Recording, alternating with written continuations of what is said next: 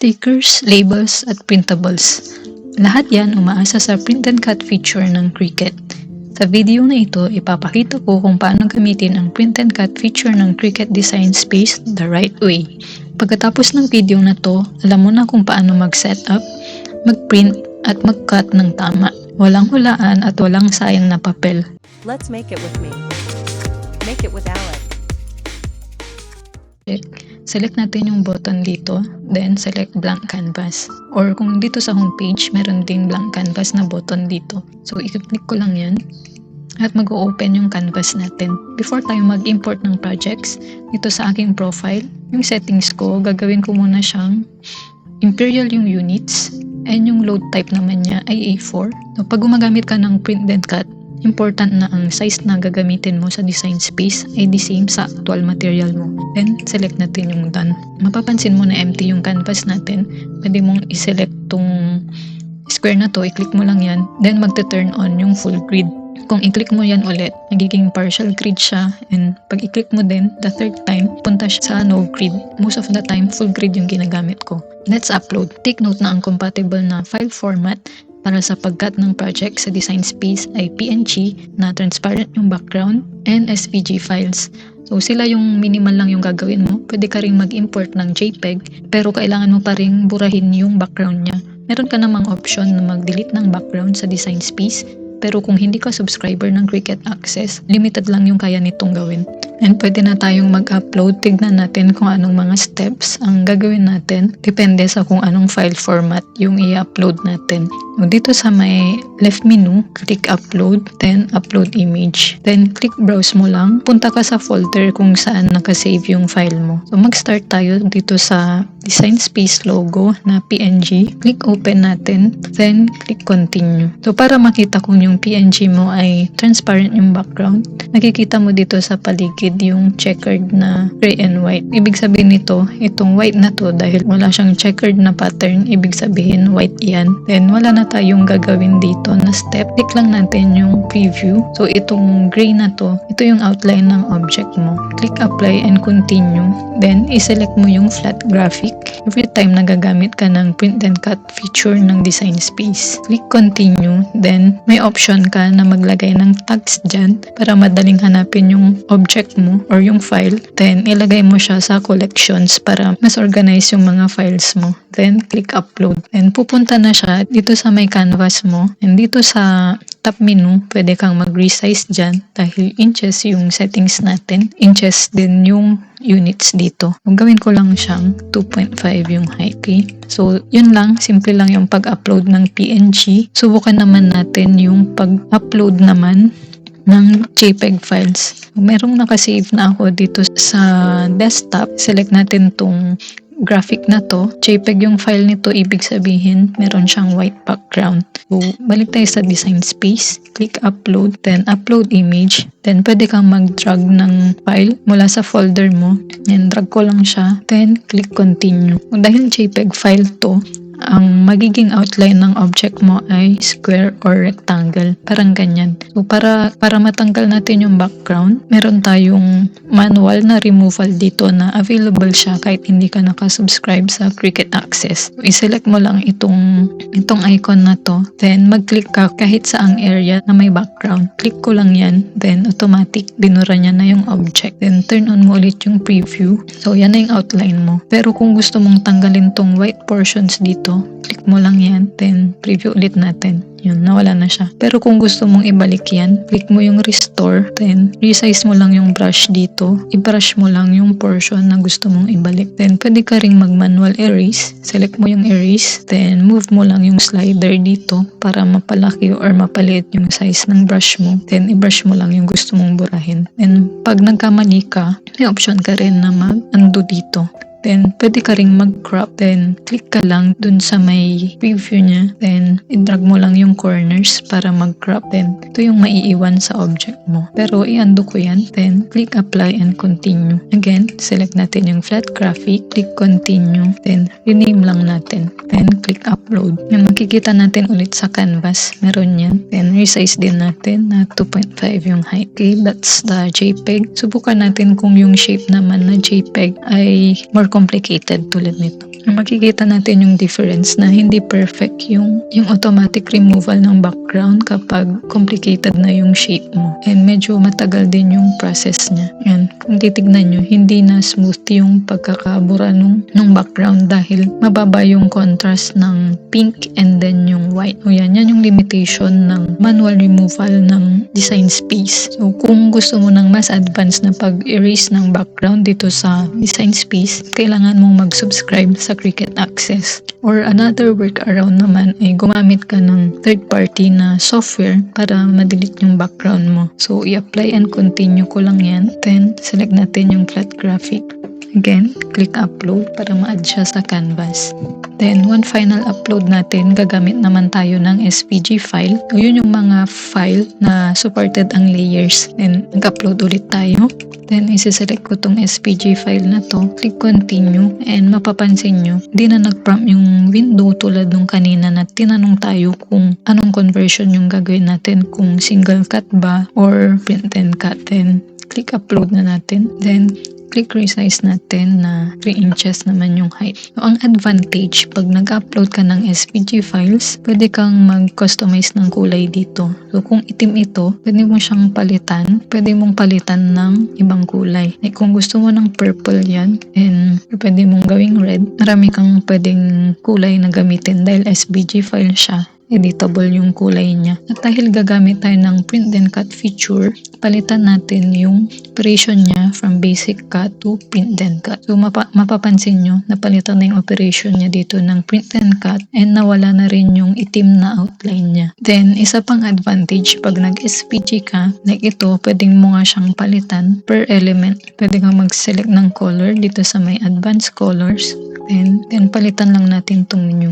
Itong isang new to. Pwede natin siyang pink. Okay, next step tayo. Kung gusto mo ng white background sa paligid ng cut mo, for example ito, kasi meron ngang natanggal na background doon sa step natin kanina kung saan nag-delete tayo ng background. Dito sa may background, palitan muna natin ng kulay para madali nating makita yung mga naging transparent na sections niya. So, itong mga naging blue dito, magkakat yan dahil na-remove nga yung background. So, kung gusto mo ng white background around ng element mo, kung gumagawa ka ng sticker, select mo itong object. Then, dito sa edit, click offset. Move lang natin to dito sa kabila. Okay? Select natin yung offset. Then, mag-input ka lang ng number dito. Gusto mo ng 0.3, type mo lang yung 0.3. Magkakaroon na ng outline yung object mo. Then, click mo lang yung apply. Okay, i-resume ko lang to from here kasi kanina nagkaroon ng problem sa pag-create ng offset na to. Possible reason nun ay masyadong marami yung notes. Hindi na kaya ng design space na mag-create ng offset. So, sinubukan ko siya kung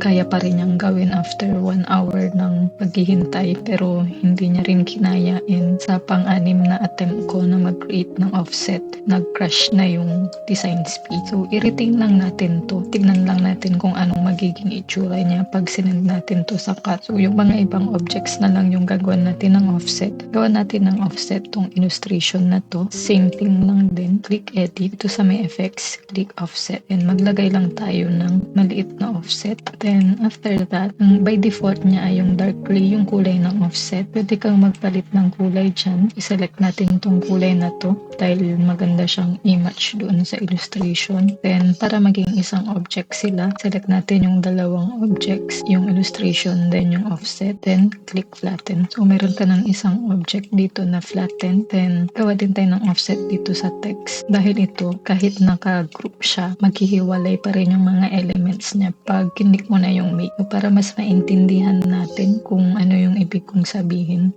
click natin yung make. Ayan, so, ni-rearrange ng design space yung mga elements natin. Kaya yung text natin, hindi siya magkakasama dahil hindi tayo nag-attach or nag-flatten. Pero ito, pinlatten natin tong image, kaya magkasama na siya sa mat. And basically, isang object na lang siya. Cancel lang natin yan. And select natin tong lahat. Gagawan din natin ng offset. Click offset. And ito, kapag multiple objects yung selection mo, magkakaroon ng option dito ng weld offsets. Ibig sabihin nun, magiging isang object na lang siya. Kung gawin muna natin yung naka-turn off yung weld offsets at tignan natin kung anong nangyari. So, meron kang separate na offset doon sa dot ng I and separate din tong offset ng new. So, ganun yun kapag hindi naka-weld yung offsets mo. Buburahin lang natin yung mga offsets and ulitin natin. This time naman ay naka-turn on yung weld. Turn on natin yan. Then, palakihin lang natin para mabawasan yung mga maliliit na details dyan. Then, click OK. Then, click Apply. After that, dito sa may mga portions na kulay blue, ibig sabihin may butas yan pag kinat mo. Pag may cases na ganito, mag-activate yung contour button mo. So, originally, pag wala siyang butas, naka-gray out lang siya. Pero since meron tayong mga butas doon sa offset, nag-activate yung contour. Turn on lang natin yan. Select lang natin yung contour. Then, hide all contours. Or pwede ka ring mag-manually kung meron kang gustong i-retain na butas. So, ito yung preview ng magiging cut niya. Yung mga white areas, yun yung mga butas mo. Then, click ko lang yung hide all dahil gusto ko i-hide lahat niyan. Then, click apply. Then, gawin natin ibang kulay yung background din. Okay, okay na yan. Then, select natin lahat. Then, flatten din. So, pag click na natin yung make, nagiging isang object lang to. Di tulad nung kanina na naghiwa-hiwalay sila. So, meron tayong 4 objects dito. Dalawang flatten. Isang JPEG na tinanggalan natin manually ng background. Then, isang PNG. Then, originally SVG yung upload natin nito. Then, kinonvert natin siya into flattened image.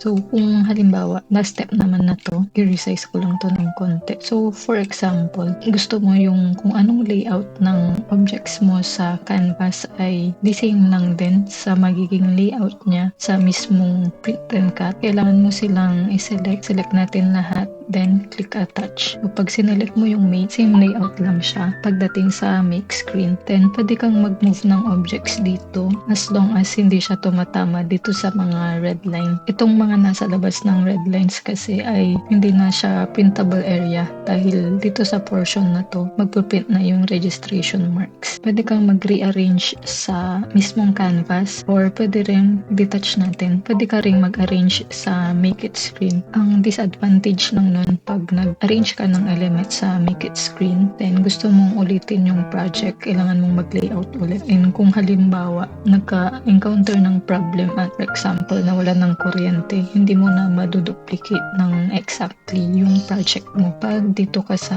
make screen, nag-edit. So yan. Then here, kung satisfied ka na sa arrangement, pwede mo nang i-click yung continue. Pero ipapakita ko pa rin to. Pwede kang mag-create ng project copies dito sa make it screen. Lagay ka lang ng number dyan. Then click apply. Then may lalabas dito na 2 bagong mat pero 3 copies. Since hindi naka-attach yung elements, automatic na or si design space na yung nag-decide kung saan ilalagay yung mga elements. Then pwede ka pa rin namang mag-move ng objects dito. Halimbawa ito. Click lang natin yung menu button, move object. Then pwede mo siyang ilipat sa first mat and second, third mat. Ayun, doon siya napunta. Pwede mo siyang ipagkasya kung saan pa siya pwede. Ang mahirap lang pag nag-layout ka dito sa make it screen ay hindi mo na makikita yung mga offsets mo pag kulay puti. So, possible magkaroon ng overlap yung mga objects. Okay? So, ganyan. Pwede mong ma-maximize yung paper mo by arranging the elements. Pero balik natin to sa 1 copy lang. Click apply, then apply ulit. Then, ito na yung original na 4 objects natin. And pwede na nating i-send to click continue. Then click natin tong send to printer. And meron lang siyang warning na nagsasabi na may additional na directional arrow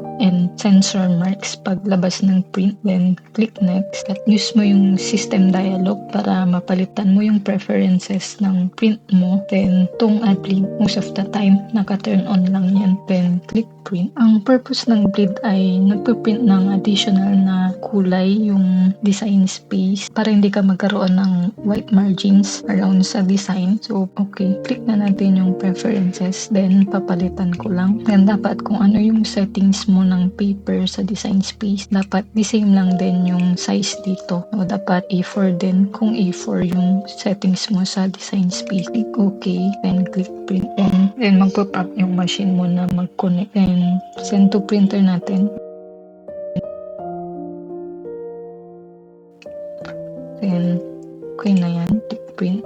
Paglabas ng print mo, ganito yung lalabas. Meron siyang directional arrow sa upper left corner. Then, meron siyang tatlo na lines lang sa all the rest ng corners. Then, ang placement ng paglagay ng paper, pag gumagamit ka ng print bed cut, dapat ay nag-start dito sa 0. Nakatapat tong corner ng papel dito sa 0, 0 with lines. Hindi mo siya pwedeng i-move dito or ibaba kasi nag-start na mag-scan na yung sensor dito. So, kung hindi niya na-scan yung unang registration mark mo, mag-fail na yung pag-read niya dahil wala nga yung registration mark mo kung saan expected ng machine na makita yun. Dapat nandito lang siya and dapat naka-align dito sa may outer grid lines. So kapag halimbawa ang pagkaka-place mo ng cut ay medyo bingi, possible na hindi mabasa din yung registration mark nito or kung mabasa man siya, hindi natama yung cut mo. Okay. Don't forget din na gumamit ka ng braille para mas lumapat yung material mo sa cutting mo. Especially pag ganito na yung mat mo na hindi na masyadong sticky. Kahit copy paper lang, hindi na siya didikit. So ito, gumagalaw siya. So, isang trick lang din, kung naubos na yung stickiness doon sa ibabaw, pwede mong i-rotate yung cutting mat mo. Itong may centimeter na grid line, pwede mo rin siyang gamitin na ganun. And pwede mo ring i-tape yung corners para siguradong hindi nagagalaw yung material mo. Ilagay na natin to sa machine. And balik tayo sa design space. Click natin yung done. Then select lang tayo ng paper. O copy paper lang yung isi-select kong material dito dahil ordinary na paper lang yung ginamit ko. Then, inform ka lang na ang kailangan mo lang na tool ay yung fine point blades sa clamp blade. So, ito yung fine point blade. Yan. Check mo rin kung malinis yung blade mo before ka gumawa ng cut. Close lang natin yung clamp and nag-blink na yung cut button. Press mo na yan. Then, mag-start na mag-scan yung machine mo ng registration mark.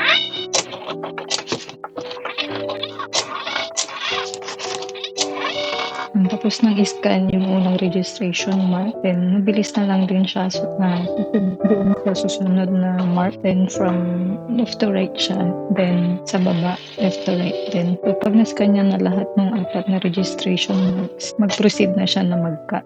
Tignan natin kung magiging result ng JPEG file na in-upload natin.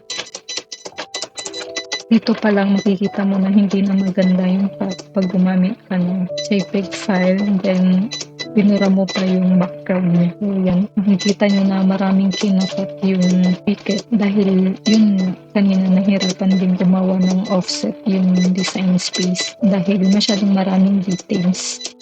Ang reason kasi niyan, ang JPEG files or mga bitmap na images ay composed of pixels. Kapag zoom in mo yung image mo dun sa mga pixels, magiging square yung edges ng image. And ang ginagawa ng ticket nito, kinakat niya yung nakikita niyang pixels dun.